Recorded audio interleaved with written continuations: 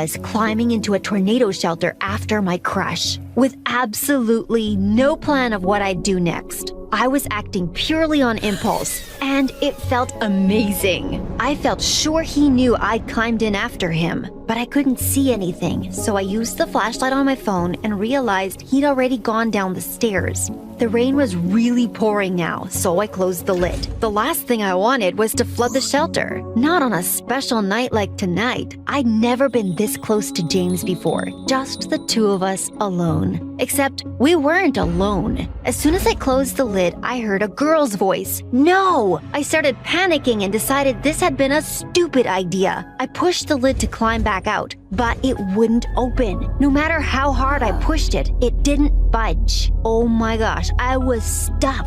If it had just been me and James down there, it would have been quite exciting. But suddenly I heard a kissing sound and I realized my worst nightmare had just come true. I was stuck in a tornado shelter with my crush and his girlfriend by the sounds of things. I didn't want them to know I was there, like some creepy stalkers, so I tried to keep as quiet as possible. I could hear them laughing, and then the girl said, "Did anyone see you come in here? I hope we didn't get caught." And James replied, "No, I don't think so. Oh no, wait, there was a girl from my school, but she wouldn't say anything. She's such a loser." At that, I had to cover my face. I wanted to cry. It felt like he'd shoved a knife through my heart. And then I felt angry. I had to get out of there. This was literally the most embarrassing situation to ever be in. And what would my parents think when they found out? I gave the lid one final push, but I pushed too hard. The next moment, I lost my footing and was rolling down the stairs. I landed with a thump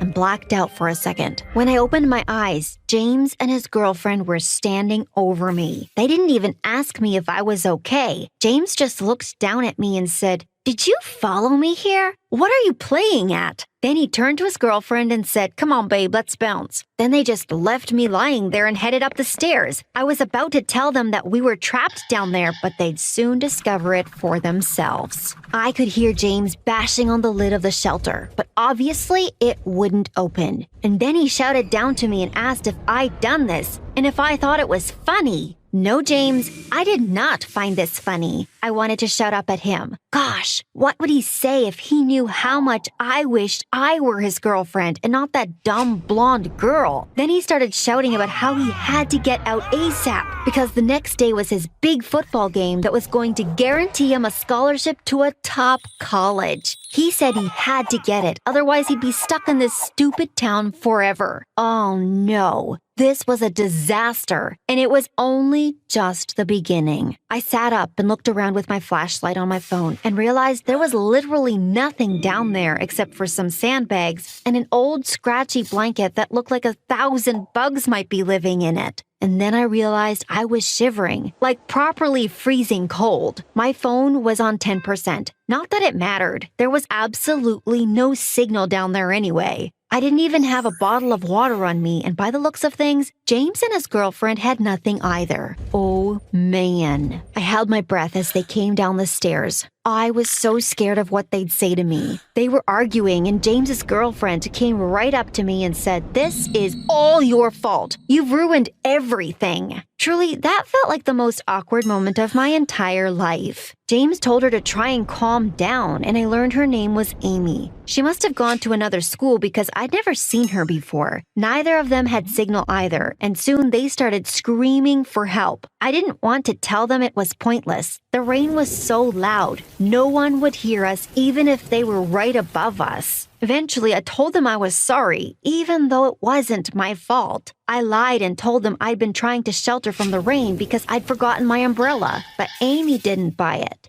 She said, "Yeah, right. You're clearly a stalker. Do you get kicks out of watching other people making out or something?" James said you're a loser, and he wasn't joking. Look at you. If I hadn't already been underground, I'd have asked the ground to swallow me up. No one had ever been so mean to me before. After that, it was really uncomfortable, and all of us were in a bad mood. Soon, it became obvious we'd all have to spend the night down there. So I found a corner as far away from Amy as possible and lay down. I was still shivering and thought about using the insect-infested blanket, but Amy had already grabbed it. There was no way I'd fall asleep. I was so thirsty, and even though the shelter luckily had a small toilet, there was no sink, which meant no running water. I'd have drunk the rain earlier if I knew this was going to happen. I covered my ears because I was afraid I'd hear them kissing, and eventually I must have fallen asleep because the next moment I found myself waking up to hearing a rustling sound. I looked over at Amy, and even though I couldn't see anything, I knew she was eating something. I could hear her. I couldn't believe she had food with her and wasn't sharing it. Did James know? I should have said something, but I was too scared. I'd already caused enough trouble. Finally, morning came, and by then my phone was at 2%. Soon, I wouldn't even know what time it was. I was bursting for the toilet, so I went to use it, and of course, Amy shouted at me and said my peeing was too loud and had woken her up. Then I noticed there was a light switch outside the toilet. I clicked on it, not expecting it to work, and suddenly the whole shelter was flooded with light. Amy quickly pulled the blanket up and told me to look away. Oh my gosh, were they not wearing clothes? Then Amy just laughed and said everyone knows that body heat is the best way to survive in cold weather. Ew!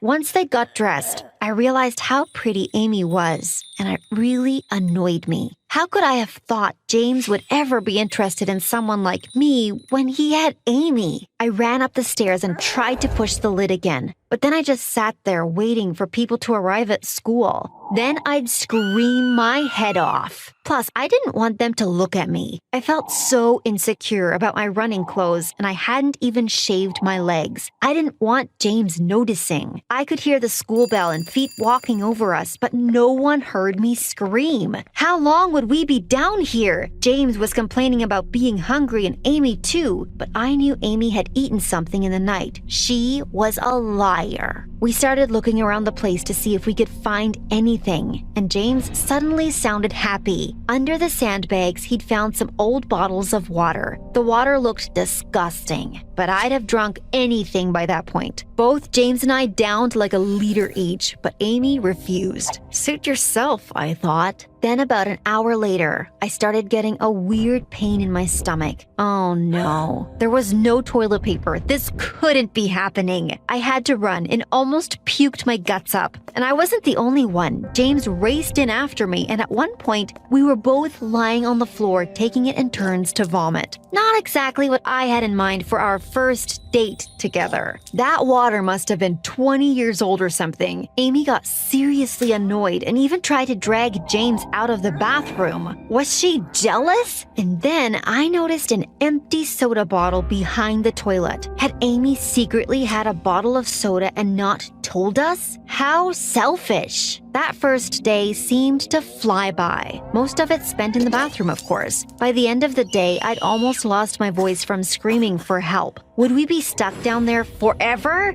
And then nighttime came, and James and Amy got into a huge fight. Secretly, it made me happy to see them argue. James deserved better. He was super upset that he'd missed his football game, but Amy just kept saying he could go to college with her and then they'd never be apart. And James got really angry and said he didn't want to go to her college. Then the whole room went silent. It was tense. I didn't know what to do, so I just stayed quiet and pretended to be asleep. A while later, I heard someone saying my name. I opened my eyes and could see James. He said he could hear my teeth chattering and that I should come and share their blanket. But if Amy woke up and saw me, she'd go mental. I didn't care about her, though. James was actually being kind of nice to me for the first time in my life. I couldn't lose my chance. So I climbed under the blanket next to him. Our legs were almost touching. And of course, that woke Amy up. And when she saw me, I thought she was going to explode. James wanted to keep the peace, so he snuggled into her and left me lying there all alone. But I couldn't stop thinking about the moment we just shared. And during the night, I decided to try and get closer to him. I rolled over until I was almost right at his back. But then I heard something. They were kissing. I was watching them, wishing it was me he was kissing. I couldn't stop staring, but suddenly, Amy opened her eyes and caught me watching them. She told James, but James said I was asleep and that they should get some sleep too.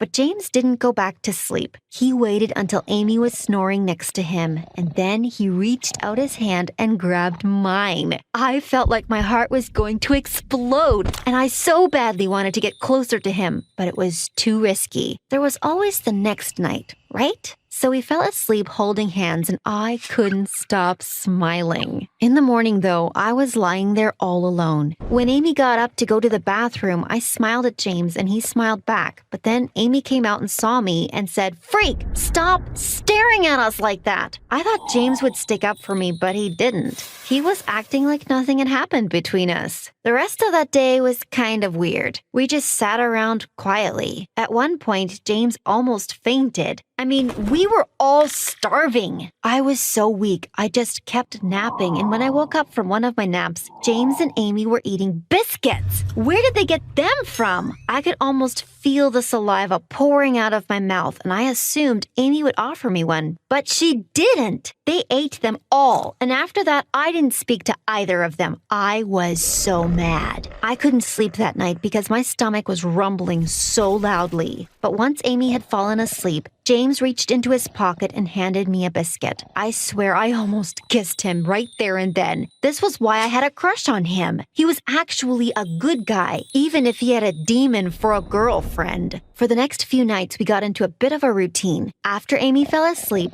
we'd lie there and hold hands. And one night, James came right up to me, and I could tell he was about to kiss me. But Amy started murmuring in her sleep, and he quickly moved over to her and held her. It drove me crazy. After we'd been down there for like 6 days, things were really starting to smell. The toilet, my clothes, it was nasty. And still, James and I hadn't shared a kiss. But for some reason, Amy still looked good. That day I noticed she didn't get up. It was like she'd given up on shouting for help, but it bothered me. Why should she get to sit there and chill? So I told her I'd just seen a huge spider, and I've never seen her run so fast. She raced up the stairs to where James was, and I immediately went over to where she'd been sitting. I just had this feeling she was hiding something, like another pack of biscuits. But I found something much bigger. Under where she'd been sitting was a loose part of the floorboard. I lifted it up and couldn't believe what I was seeing. There was so much stuff down there. Beauty products, food, a battery pack, even clothes. Oh my gosh, what was going on? I didn't have time to put the floorboard back before James appeared to find the spider. I whispered that Amy had been hiding stuff. James came running over and pulled out her phone. He knew her password and typed it in quickly. Then he saw some messages that said things like, "I need to find a way to stop him going off to college. I'm scared he'll leave me." As he was reading them and I was eating one of her secret chocolate bars, she came down the stairs. "What are you doing?" she screamed. But it was too late. We'd caught her red-handed. She tried to grab her phone back from James, but he wouldn't give it to her. Eventually, she broke down and said that she didn't want James to leave her for college. So she'd planned this.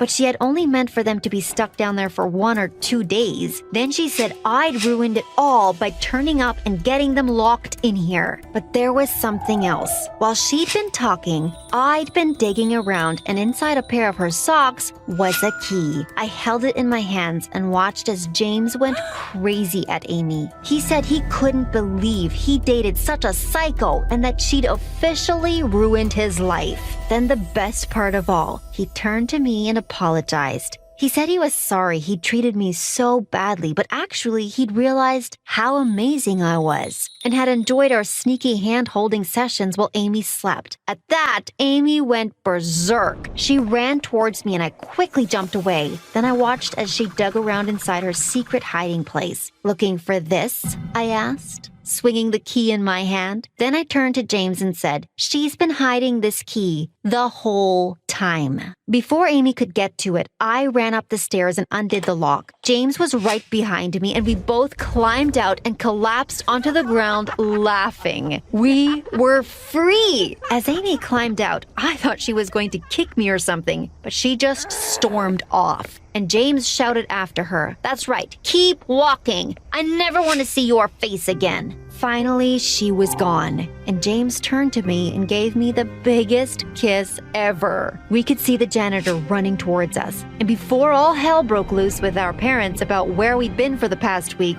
James asked for my number, and now we're about to go on our first proper date. The worst week of my life just became the best week.